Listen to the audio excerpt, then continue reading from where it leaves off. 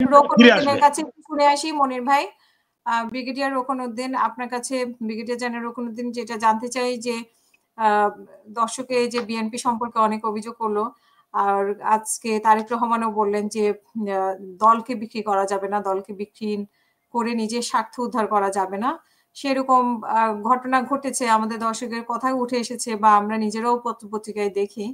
তো বিএনপির এই প্রসঙ্গে মানে আপনার কি বলার আছে যে বিএনপি সম্পর্কে আমরা জামাতে ঠিক আছে, জামাত বা জামাতের সাথে যারা লেজুর ভিত্তিক রাজনীতি করতেছে তাদের এখন আন্দোলনে আছে, তাদের নীতিগতভাবে কতটুকু ঠিক আছে সেই বিষয়টাও সামনে রাখা উচিত।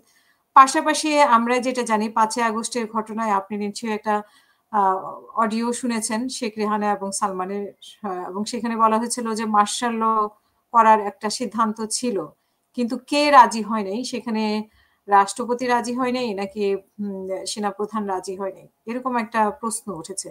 তো সেই প্রসঙ্গ আপনার কাছে একটু শুনতে চাই। ধন্যবাদ।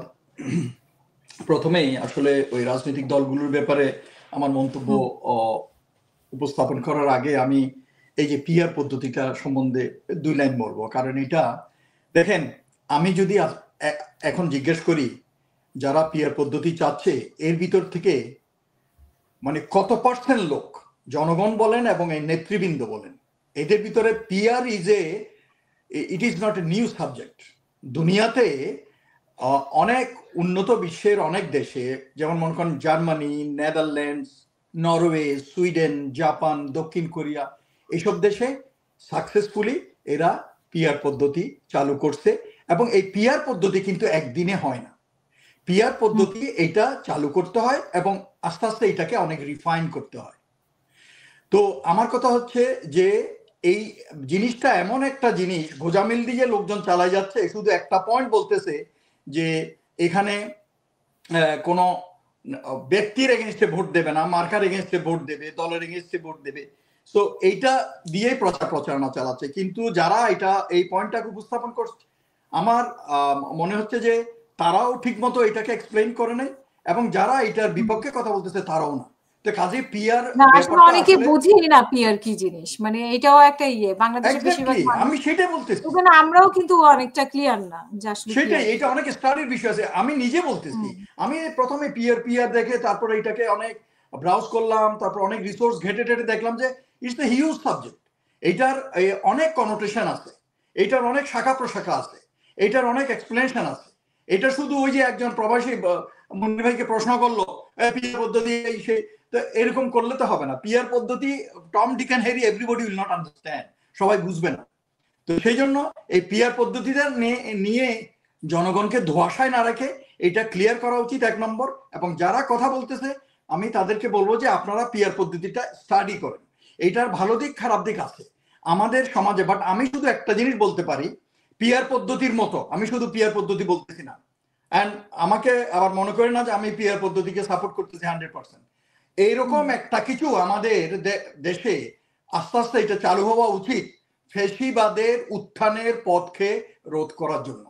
এবং কারণ একটা দলকে কখনো একটা দলের হাতে ক্ষমতা যদি যায়, ফ্যাসিবাদের রাস্তা খোলা রইল। সোজা কথা, এটা খেয়াল রাখতে হবে।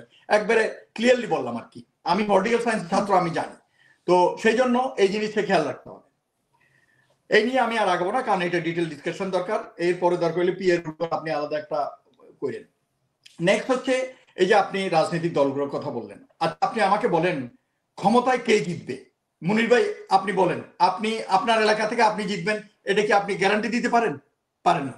এরকম কেউ পারে না। তো কোনো দলই পারে না। মানে ক্ষমতায় কে যাবে এইটা যদি আপনারা মনে করেন, যেমন আমাকে বিএনপি নেতা, আমি এই যে কিছুদিন আগে দেশে গেছিলাম, ওখানে একজন অনেক হেভিওয়েট নেতা, অনেকদিন পর দেখা হয়েছে, উনি মালয়েশিয়ায় ছিলেন, পরে আসছে, ওনার সাথে দেখা হয়েছে, কারণ একসাথে আমরা কাজ করছি ওই ইলেকশনের সময় আমি যখন চাকরিতে ছিলাম। তো উনি নিজেই দুঃখ করে বলতেছে যে ভাই কি বলবো, আমাদের এই দলের ভিতরে লোকজন তো বিভ্রান্ত হয়ে গেছে, তারা মনে করতেছে তারা ক্ষমতায় চলে গেছে। কিন্তু এটার জন্য যে মাঠ পর্যায়ে কাজ করতে হবে, জনগণের সাথে জনসংযোগ করতে হবে, নিজেদের দলের ভিতরে সংস্কার করতে হবে, এই জিনিসগুলোকে ওভারলুক করতেছে। আওয়ামী লীগ গেছে, তারপরে বিএনপি আসবে, এইটা তো কোনো অল্টারনেটিভ না, এটা কোনো কথা না, এটা কোনো সলিউশন না। সমীকরণ আমি আপনার এই ইয়েতে আগে বলছি, এইবার নির্বাচনে সমীকরণ কিন্তু ডিফারেন্ট হবে, ভিন্ন হবে। এটা সোজা সমীকরণ হবে না যে এখন বিএনপি বড় দল, জামাত আরেকটা দল, এক দল ক্ষমতায় যাবে আরেক দল ইয়ে থাকবে, বিরোধী দল থাকবে। মানে বড় দল হিসেবে অটোমেটিকলি যেটা চিন্তা করা হচ্ছে যে বড় দল হিসেবে বিএনপি ক্ষমতায় চলে আসবে, এটাও বিএনপি না, আমি ওটা বলতে, আচ্ছা কে আসবে বাট এটা কি আপনি আমি বলছেন যে না, মানে তারেক রহমানও কিন্তু বারবার বলছে যে এটা এত সহজ হবে, এটা কেউ বলতে পারে না। এটা নির্বাচনের আগে আপনারা, আমরা এই যে বিশেষ করে রাজনৈতিক দলগুলা নেতারা কথায় কথায় জনগণ জনগণ জনগণ বলে নিজের কথা জনগণ নাম দিয়ে চালাই দেয়, আমরা বুঝি না। তো জনগণের মত তো আপনার নিতে হবে। হাসিনাও তো জনগণ জনগণ বলছে, ভোট নিছে রাতের বেলায়, ভোট দিতে পারে নাই কেউ। তো এরকম হলে তো হবে না। খালি জনগণকে জিম্মি করে রাজনৈতিক দলগুলো যদি এখনো রাজনীতি করে যায় এবং নিজেদের কথা, নিজেদের পার্টির এজেন্ডা ছাইরা যায়, জনগণের কোনো মতামত নিল না, তাহলে যেমন এই যে পিআর এর ব্যাপারে আমি বলি, ঠিক আছে বিএনপি এবং অন্যান্য দলের সাথে মত হচ্ছে না, আলী রিয়াজ সাহেব ওনার বৈঠকে করতে পারতেছে না, বিএনপিও তো বলছে, বলে ঠিক আছে দরকার হলে যান গণভোটে যান, জনগণের রায় নেন, সোজা কথা, জনগণের রায় নেন। এখন শুধু জনগণ জনগণ বললে তো হবে না। তো সেই জন্য আমি বলতেছি এবার সহজ সমীকরণ হবে না। কে ক্ষমতায় যাবে এটা এখন কেউ বলতে পারে না, এটা জনগণই সিদ্ধান্ত নেবে। এইটা এখন আমি একটা কথা বলি, এটা হচ্ছে ভাগের পিঠা, যার যেটা যখন জনগণের কাছে যাবে, জনগণ জানে কে কি রকম, ওইভাবেই কিন্তু এদেরকে সিলেক্ট করবে।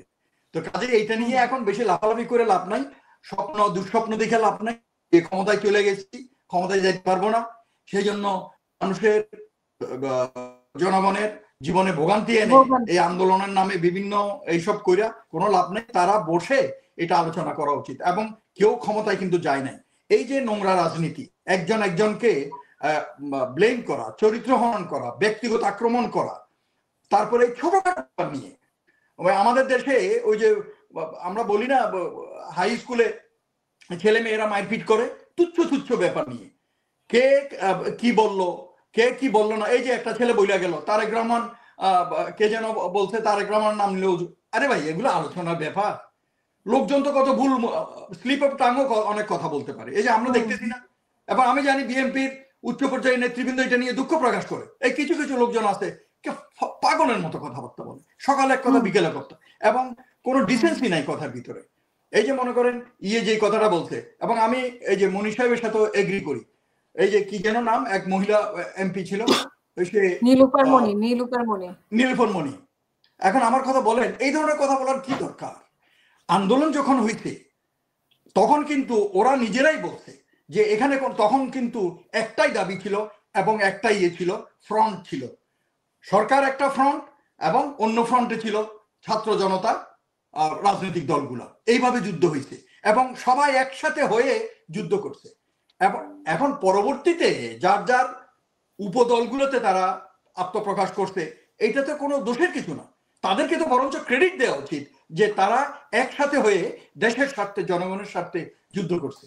জুলাই বিপ্লবে এই যে শিবিরের কথা বলেন বা অন্যান্য দলের কথা বলেন, তখন এই যে ছাত্ররাই বলছে যে তখন আমরা জানতাম না, পাশাপাশি আমরা কাজ করছি, পাশাপাশি স্লোগান দিছি, রাস্তায় আমরা পুলিশের এগেইনস্টে দৌড়াইছি, কিন্তু আমরা কেউ কাউকে জিজ্ঞেস করি নাই তুমি কোন দলের, তুমি কোন পার্টির।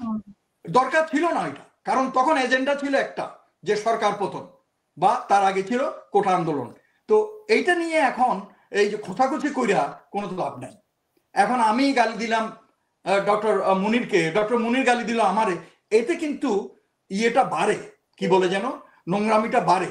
কাজেই এগুলোর থেকে বের হয়ে আমাদের আসতে হবে, সুস্থভাবে রাজনীতি করতে হবে। আমার কথা হচ্ছে যে এই আলোচনায় যদি না হয় তাহলে গণভোটে যান, জনগণ রায় দেবে, তারপরে দেশ আগাবে। তারপরে এই তারেক রহমান সাহেব আমি বলবো হি শুড কাম ব্যাক। ওনার আইনি জটিলতা সব শেষ হয়ে গেছে আমি যতদূর জানি। He should come back, he should not depend on the old leadership, অসুস্থ লিডারশিপ, লাঠি নিয়ে হাঁটতেছে, অ্যালজাইমার, কথা মনে রাখতে পারে না। হ্যাঁ, উনি এসে ওনার মতো করে দল গুছায়ে তার বাপের মতো, প্রেসিডেন্ট জিয়ার মতো গ্রামে গঞ্জে হেঁটে হেঁটে মাঠে ময়দানে জনগণের সাথে গণসংযোগ করে সংযোগ স্থাপন করতে হবে, নিজের মতো করে দল গুছাতে হবে। উনি যদি এই যে যারা এখন দেশে বিএনপির, যাদের জন্য বিএনপির বদনাম হচ্ছে, এদেরকে উনি যদি শায়েস্তা না করেন এবং এদের কাছ থেকে এই দলকে রক্ষা না করেন, তাহলে হ্যাঁ, ওনাকে আইনা হয়তো প্রধানমন্ত্রী বানাবে, কিন্তু দলের এবং দেশের 12টা বাজাই দেবে বাকিরা। এইটা আমি বলতেছি, আমি কোনো দল করি না, এটা আমি আমার স্টাডি থেকে বলতেছি।